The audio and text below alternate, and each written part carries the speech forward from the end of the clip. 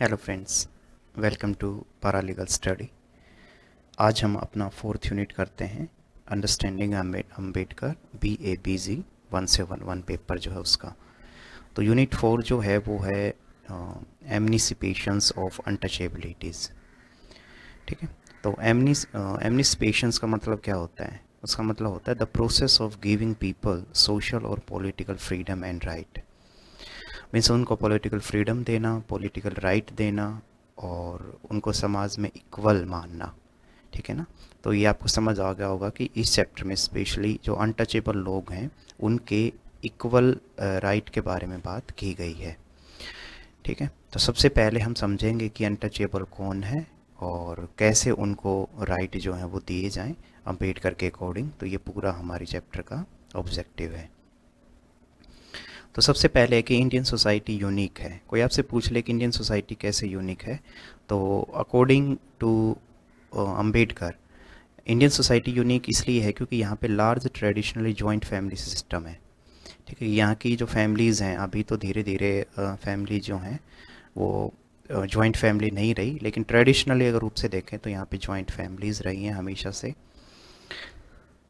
और विलेज जो कम्युनिटी है वो सेल्फ सफिशिएंट रही हैं स्टार्टिंग से ही। मीन्स उनके अपने रूल रेगुलेशन रहे हैं। जो आपने खाप पंचायत वगैरह भी सुना होगा कि आज भी कोई क्राइम हो जाए, कुछ हो जाए, तो गांव में खाप पंचायत बैठ के डिसीजन लेती है। तो इसका मतलब सेल्फ सफिशिएंट विलेज कम्युनिटी हमारे यहाँ पे स्टार्टिंग से ही रही है। और तीसरा जो है वो कास्ट सिस्टम यहाँ पे बहुत ज़्यादा हाईली रिजिड है। रिजिड का मतलब होता है कठोर। तो कास्ट सिस्टम यहाँ पे बहुत रूट तक मौजूद है। तो ये तीन चीज़ों के कारण इंडियन सोसाइटी को एक यूनिक सोसाइटी कहा गया है। ठीक है। फिर इंडियन सोसाइटी जो है वो हमेशा से रूल करती है फोर जो हायरार्कियल कैटेगरी है, जो वर्ण सिस्टम के तहत, मीन्स जो ब्राह्मण ने सेटअप की थी। और वर्ण सिस्टम में क्या है, सबसे टॉप पे ब्राह्मण, फिर क्षत्रिय, फिर वैश्य, फिर शूद्र। ये जो वर्ग हैं ये टीचिंग करेंगे और रिचुअल्स जो हैं, पढ़ाई लिखाई ये सब करेंगे। क्षत्रिय जो हैं वो रूल करेंगे। और वैश्य जो है इसमें आ जाएंगे मेनली ट्रेडर हुए। ठीक है। और मर्चेंट हुए और ये सारे वर्ग। और शूद्र जो है वो सबसे नीचे होगा। शूद्र का काम है इन तीनों ऊपर जो तीनों जो सिस्टम है, तीन जो क्लास हैं उनको सर्व करना, उनकी सेवा करना। ठीक है। और ये बाई बर्थ आधार होता था according to the Hindu system. तो इसके अलावा कह रहे हैं there is a social group that fall outside the one system is called avarna. तो अवर्ण इसको हिंदी में पढ़ेंगे कि इन चार सोशल ऑर्डर के अलावा, मीन्स फोर वर्ण सिस्टम के अलावा अगर कोई बाहर कैटेगरी में किसी को रखना होता तो वो कहलाएंगे अवर्ण। और अनटचेबल अवर्ण का ही पार्ट है। ठीक है। इसका मतलब आप ऐसे समझ सकते हो कि अगर हम ऊपर जो बात की हमने कि इसमें शूद्र सबसे निम्न कैटेगरी में है, तो शूद्र लोगों को भी कम से कम इतना तो अधिकार है कि वो इन लोगों के साथ रह रहे हैं। कहने का मतलब गांव में जहाँ ब्राह्मण भी हैं, क्षत्रिय भी हैं, वैश्य भी हैं, वहीं पे शूद्र भी रहेंगे। बस ये है, ये थोड़ा बाहर रहेंगे। बट कहीं ना कहीं ये इतना तो इनको है कि हाँ चलो इनको आप देख पा रहे हो। ठीक है। और ये इनको सर्व कर रहे हैं। लेकिन जो अवर्ण की बात की मैंने, अनटचेबल की बात की, ये तो बिल्कुल बाहर आउटसाइड द विलेज इनको रखा जाता था। और जब कोई डेड डेड बॉडी जाती तो उसके साथ जो कपड़े होते और ऑर्नामेंट्स होते सिर्फ वही उनको पहनने का अधिकार था। ठीक है। और जब भी ये चलते तो इनको पीछे झाड़ू बांध के चलना होता या फिर आवाज़ निकाल के चलना होता। ठीक है। ताकि इनको कोई ना देखे, ना कोई टच करे। तो इनकी स्थिति तो बहुत ज़्यादा ख़राब थी। ठीक है, अनटचेबल की। फिर थोड़ा सा ये कि हु वर अनटचेबल, तो ये आपको ये फैक्ट याद नहीं रखने हैं यहाँ पे। बस आप इतना ध्यान रखें कि द टर्म दलित, हिंदी में जो दलित टर्म है ना, वो मेनली अनटचेबल के लिए ही आप समझ लो कि पहले अनटचेबल थे वो लोग, या उनको अनटचेबल कहा जाता था। और बाद में फिर वो हिंदी में वो टर्म बना दलित, और जिनको ओप्रेस्ड कहा गया। और अभी वो SC ST हैं, schedule caste, schedule tribe. But according to Indian constitution अभी वो अनटचेबल नहीं है और उनको SC ST कैटेगरी में रखा जाता है। बट ट्रेडिशनली अगर हम देखें तो the term Dalit in Hindi, Dalit in Hindi terms implies the oppressed. ठीक है। फिर है अनटचेबिलिटी को लेके तीन व्यू हैं कि कैसे अनटचेबिलिटी जो है वो कहाँ से वो कॉन्सेप्ट आया। तो एक रिलीजन प्रोस्पेक्ट है उसका, एक रेशियल है और एक इकोनॉमिक प्रोस्पेक्ट है। इसको हम थोड़ा समझते हैं और प्लीज़ इसको ध्यान रखना, इसमें 10 नंबर में क्वेश्चन आ सकता है कि अनटचेबिलिटी जो है वो कैसे आया। थ्री डोमिनेटेड प्रोस्पेक्टिव्स कौन कौन से हैं, ठीक है। तो इसको ऐसे भी समझो आप कि अनटचेबिलिटी का जो रूट है, जड़ें, वो कहाँ से हैं। तो एक रिलीजन उसकी जड़ है, रिलीजन से निकल के आया, एक रेशियल और एक इकोनॉमिक। अब हम थोड़ा समझते हैं रिलीजियस। तो देखो ऋग्वेद जो है, ठीक है, उसमें पुरुषा शुक्ता हिम्न का मतलब होता है जो उच्च एक तरीके से मंत्र होते हैं ना। तो पुरुषा शुक्ता मंत्रों में ऋग्वेद में है ये। और ऋग वहाँ पे क्या है, प्रीमेवल या प्राइमेवल बीइंग का मतलब होता है कि earliest period of the history, means ancient time में अगर हम समझे कि सबसे पहले जो ह्यूमन था, ठीक है, उसके 4 पार्ट से ये वर्ण निकले हैं। फिर से बोल रहा हूँ, प्राइमेवल बीइंग मतलब जो सबसे पहले अर्लीस्ट ह्यूमन था, ठीक है, जिसको आदम भी हम कह सकते हैं। ईसाई और मुस्लिम जो चर्च सॉरी जो बाइबल है और कुरान है उसमें आदम का जिक्र किया गया है, मीन्स फर्स्ट ह्यूमन, ठीक है, जो सृष्टि पे आया। तो उसी को ही हम कहते हैं प्राइमेवल बीइंग। तो प्राइमेवल जो बीइंग है उसके 4 पार्ट से निकले हैं ये 4 वर्ण। मीन्स ब्राह्मण जो हैं वो उसके माउथ से निकले, और क्षत्रिय जो है वो उसके आर्म और सोल्जर से, वैश्य जो है वो उसके थाई से, और शूद्र जो है उसके फिट से। तो ये मतलब रिलीजन पर्सपेक्टिव है, धारणा है। क्योंकि आप ऊपर एक बार देखो, वापस मैं आपको बताता हूँ, मैंने कहा कि अनटचेबिलिटी को लेके क्या पर्सपेक्टिव है, क्या धारणाएं हैं, क्या एक स्टार्टिंग से ही एक नियम बना हुआ है कि ये अनटचेबल कौन है। तो उसका पहला पर्सपेक्टिव मैंने आपको बताया रिलीजन, ठीक है, कि ऋग्वेद में इसका जिक्र किया गया है कि जो 4 वर्ण है वो क्रिएट हुए हैं ऐसे ऐसे। मीन्स प्रीमेबल जो बीइंग है तो उसके माउथ से निकला ब्राह्मण, आर्म और सोल्जर से क्षत्रिय, थाई से वैश्य, और शूद्र जो है वो फिट से, मतलब पैरों से, नीचे से। तो born from bottom, most part of primeval being the fit, शूद्र were accordingly the lowest in the वर्ण hierarchy। और ये तीनों ऊपर जो वर्ण रहे उनको ये सर्व करेंगे, उनकी ये सेवा करेंगे, ठीक है। और मनुस्मृति जो है, हिंदुइज्म एक टेक्स्ट है, तो मनुस्मृति में भी ऐसे ही जिक्र किया गया है इन वर्ण सिस्टम का, और उसमें कहा गया है कि ये जो है ये बाई बर्थ है और आप इसको चैलेंज नहीं कर सकते, ठीक है। तो ये पर्सपेक्टिव हमने रिलीजन वाला देखा। दूसरा है रेशियल। तो यहाँ पे देखो, यहाँ से स्टार्ट है कि अनदर पर्सपेक्टिव जो है कि अनटचेबल जो वर्ड है कहाँ से ओरिजिन हुआ, तो उसको लेके जो सेकंड व्यू है, जो सेकंड जो पर्सपेक्टिव है वो है रेस या रेशियल। तो इसके बारे में क्या है, इसमें ये है कि ये एक थ्योरी ये कहती है कि इंडियन सब कॉन्टिनेंट जो है उसको, उसके ऊपर अटैक किया गया सेंट्रल यूरोप से आए कुछ ट्राइब्स ने। और जो सेंट्रल यूरोप से जो ट्राइब आया जिसने इंडियन सब कॉन्टिनेंट में अटैक किया, लूट मार की, ठीक है, वो थे आर्यन लोग, ठीक है। तो आर्यन लोगों ने the Aryan enslaved the aboriginals. याद रखना, एब ओरिजिनल का मतलब होता है वो ह्यूमन बीइंग जो शुरुआत से ही यहाँ है।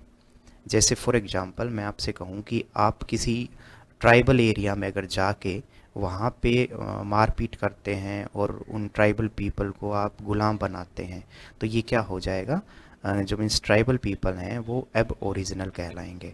तो ऐसा ही बोला जाता है कि आर्यन जो लोग आए, ठीक है, उन्होंने इंडियन सब कॉन्टिनेंट में जो अटैक किया और लूट मार की, तो उन्होंने यहाँ के एब ओरिजिनल मीन्स यहाँ के जो मूल नागरिक थे उनको गुलाम बनाया और उनको फिर शोषण उनका करने लगे।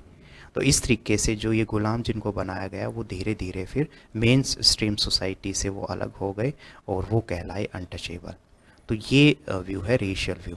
लेकिन याद रखना, अम्बेडकर इस बात से सहमत नहीं है और उन्होंने कहा कि ऐसा कोई इन्वेजन जो है, अटैक जो है वो नहीं हुआ, ठीक है। बट स्टिल हमें वो पर्सपेक्टिव ध्यान रखना है, क्योंकि अगर 10 नंबर में आ रहा है तो आप उसको ऐसे ही लिखेंगे जो मैंने ऊपर बोला है आपको ये, ठीक है, कि according to the theory Indian subcontinent was raided and invaded by the tribal from the central Europe called Aryans. और कैसे कैसे उन्होंने एब ओरिजिनल्स लोगों को गुलाम बनाया, ठीक है। और वहाँ पे आंसर अगर लिखना आता है तो अब ज़रूर आप मेंशन भी कर दें कि अम्बेडकर इस व्यू से सहमत नहीं है। फिर आते हैं थर्ड जो पर्सपेक्टिव था, याद करो, वो था इकोनॉमिक पर्सपेक्टिव। तो उसमें जो मार्क्सिज्म थ्योरी है, मार्क्स आप याद रखें, हमेशा मार्क्स बहुत बड़े थिंकर रहे हैं और उन्होंने हमेशा से इक्वालिटी की बात की है, इकोनॉमिक इनइक्वालिटी के वो पक्षधर थे। ठीक है, और वो कहते थे कि जिस भी समाज में इनइक्वालिटी है, इकोनॉमिक इनइक्वालिटी है, वहाँ पे क्रांति करनी चाहिए, रिवॉल्यूशन होना चाहिए, और उसी से ही फिर वो जो इनइक्वालिटी है वो रिमूव होगी। तो कहने का मतलब इकोनॉमिक थ्योरी जो है मार्क्सिज्म थिंकर्स की, वो कहती है कि जो अनटचेबिलिटी जो वर्ड है ना, इसका मेन जो रूट है वो है मोड ऑफ प्रोडक्शन।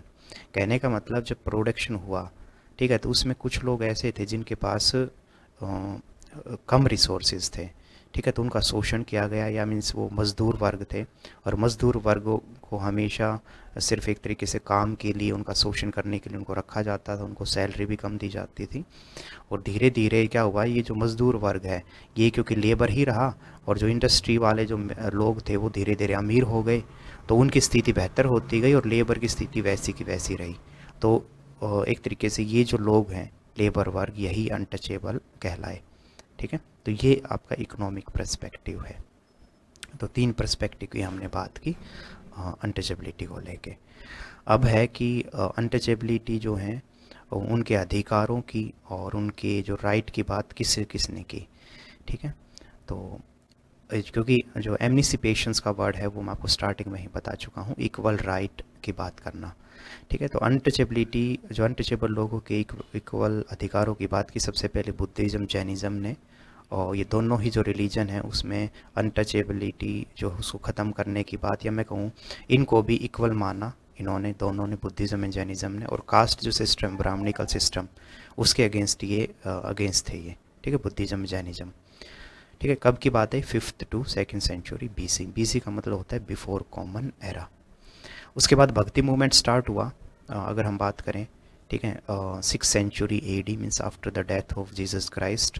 तो 6th सेंचुरी में जो भक्ति मूवमेंट हुआ उसने भी इक्वालिटी पे बहुत ज़्यादा जोर दिया, और ब्राह्मण का जो ये हेजोमोनी सिस्टम था, मीन्स डोमिनेट जो करते थे सबसे ऊपर वर्ण में, उसको उन्होंने चैलेंज किया भक्ति मूवमेंट के सभी संतों ने।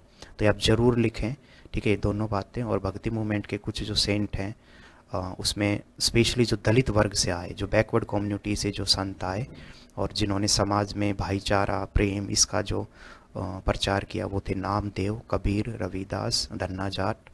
ठीक है, धन्ना जाट और चकोमेला। तो ये कुछ संत हैं जिन्होंने दलित कम्युनिटी से थे सारे संत, और इन्होंने भाईचारा, प्रेम, कोऑर्डिनेशन, इन सब का प्रचार किया।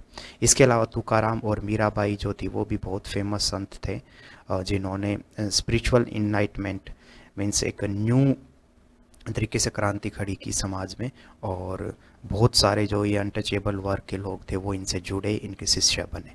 ठीक है, फिर सिखिज़्म जो है, मतलब सिख धर्म जो है, उन्होंने भी 16th सेंचुरी में मूवमेंट खड़ा किया, जिसमें कास्ट सिस्टम को उन्होंने टारगेट किया, और उन्होंने इक्वालिटी की बात की कि सभी जो परमात्मा के बनाए जो लोग हैं वो सभी इक्वल हैं। फिर बाद में क्या हुआ, मुग़ल पीरियड, मतलब मुग़ल जब लोग आए तो उस दौरान कन्वर्जन हमें दिखाई देता है। मीन्स काफ़ी लोग जो थे वो इस्लाम में कन्वर्ट हो गए, काफ़ी लोग सिख में कन्वर्ट हो गए, काफ़ी लोग जो हैं वो क्रिश्चियनिटी में कन्वर्ट हो गए। तो एक तरीके से कन्वर्जन का जो बाढ़ सी जो हमें दिखाई देती है, वो आप कह सकते हो कि 17, 18 सेंचुरी, 19 सेंचुरी, इस दौरान हमें दिखाई देती है। अंबेडकर ने भी कन्वर्जन किया था, ये ज़रूर याद रखें आप, 1956 नागपुर में, जहाँ पे करीबन 55,000 दलित लोगों के साथ उन्होंने कसम खाई थी कि now we convert to the Buddhism. ठीक है, तो बुद्धिज़्म में वो कन्वर्ट हो गए थे। और क्यों हुए थे ऐसा, तो इसके पीछे मैं आपको वजह बताऊंगा। खासकर ये जो अंबेडकर एंड गांधी का जो टॉपिक है ना, ये कहीं ना कहीं बहुत बड़े वजह है अंबेडकर को जो कन्वर्ट हुए बुद्धिज़्म में। ठीक है, तो ये अंबेडकर एंड गांधी पे चलते हैं, ये भी बहुत इंपॉर्टेंट है। ठीक है, अंबेडकर और गांधी को लेके जो विवाद था, क्या था, वो सब मैं आपको बताऊंगा। पर उससे पहले का आप चीज़ ध्यान रखें, देखो मैंने साइड में लिख रखा है, please watch movie doctor Baba Saheb Ambedkar. ये 2002 में मूवी आई थी, हिंदी और इंग्लिश दोनों में है ये, और इसको डायरेक्ट किया था जवाहर पटेल ने। Please please please watch this movie, और बेस्ट मूवी है, मीन्स आपने ऐसी मास्टरपीस मूवी ना कभी नहीं देखी होगी। मतलब उसकी जो डायलॉग डिलीवरी, एक एक उसकी जो बीच में जो आवाज़ आती है, उसके अंदर जो ट्यून है, मतलब ज़बरदस्त है, आपके दिल को छू जाएगी। और ये आपने देख ली ना तो आपको अम्बेडकर का जो ये मतलब ये यूनिट भी और ये पूरा जो कोर्स है ये आपको समझ आ जाएगा। ठीक है, बहुत आपको अच्छा लगेगा। तो प्लीज़ मेरे कहने से ये जो भी 2.5 घंटे की या जितनी भी मूवी है आप इसको ज़रूर देखें, और उसमें गांधी और अम्बेडकर वाला मुद्दा जो है ये भी आपको क्लियर हो जाएगा। ठीक है। तो ये ध्यान रखना, यूट्यूब पे तो बहुत सारी मूवी है अम्बेडकर को लेके, लेकिन आप ज़रूर ये पूरा डाल लें ये। ठीक है, कि हम Baba Saheb Ambedkar movie directed by Jawahar Patel, तब वो जो मूवी है वो आपको देखनी है, ना कि कोई और आपको देखना है।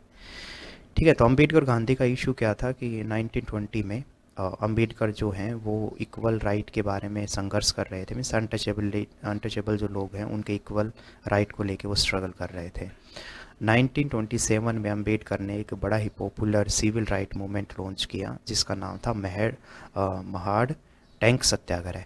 इसके तहत क्या था कि जो पब्लिक जो कुएं वगैरह थे ना, पब्लिक टैंक थे, वहाँ पे पानी अनटचेबल लोगों को एक्सेस कराया जाए। तो ये है महाड़ टैंक सत्याग्रह। ठीक है, 1927 में इसकी शुरुआत हुई थी।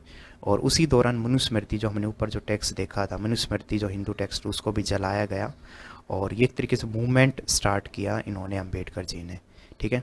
और फिर एक अम्बेडकर ने एक और मूवमेंट लॉन्च किया जिसका नाम है कालाराम टेम्पल, नासिक में। मीन्स वहाँ पे अनटचेबल लोगों को अलाउड नहीं था जाना। तो उस कालाराम टेम्पल में एंट्री के लिए भी इन्होंने बड़ा ही मूवमेंट स्टार्ट किया। अम्बेडकर का मानना तो ये था कि जो ये मूवमेंट होंगे इससे धीरे धीरे जो हिंदू वर्ग है वो समझेगा कि भाई अनटचेबल जो लोग हैं उनके भी अपने अधिकार हैं, और शायद वो उनकी बातों को सीरियसली लेंगे। मीन्स अम्बेडकर का व्यू जो था वो अच्छा था, वो चाहते थे कि हिंदू उनकी बात को सुने समझे और उनका जो दिल है वो थोड़ा पिघले। ठीक है। लेकिन हुआ क्या कि अम्बेडकर का जो स्ट्रगल है ना ये और ज़्यादा प्रॉब्लम क्रिएट कर देता है। क्यों? क्योंकि जो हिंदू वर्ग है ना वो और ज़्यादा नाराज़ हो जाता है अम्बेडकर से। और सबसे ज़्यादा जो विरोध होता है अम्बेडकर जी का वो होता है गांधी की तरफ से। अब ये मामला क्या था पहले वो सुनते हैं। तो देखो, गांधी जो थे ना उन्होंने कहा कि जो यूनिक सिस्टम है ना डिवीज़न ऑफ लेबर का, इस ब्राह्मण ये करेगा, क्षत्रिय ये करेगा, तो उन्होंने कहा ये डिवीज़न ऑफ लेबर जो है वो सही है और वो सोसाइटी को स्टेबिलिटी प्रोवाइड करता है।